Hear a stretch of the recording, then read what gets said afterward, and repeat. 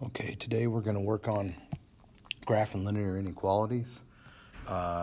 We start by just graphing it exactly the same way we normally would. The only difference is now we have this alligator here instead of an equal sign. So it's going to tell us what our line looks like and where we're going to shade. Okay, so the first thing we do is just, well, we're going to start at 1, and then we're going to go up 2 over 1, right? If you remember that. All right. So now we got to decide what kind of line we need. Well, if you remember, when we did the line graphs, when I had this kind of thing, I would have an open dot, correct? And an arrow going that way. Well, the open dot, how am I going to do that with a line when it's open? It's supposed to be open. We're going to make a dotted line. So we just make a dotted line there. Okay. And so if we had this, that line underneath there, that would be a solid line. Okay.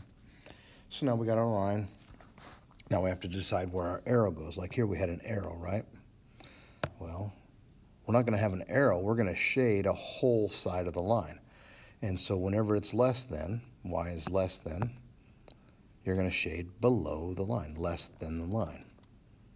If it was greater than, then I would shade this region, okay? So we'll do another one here.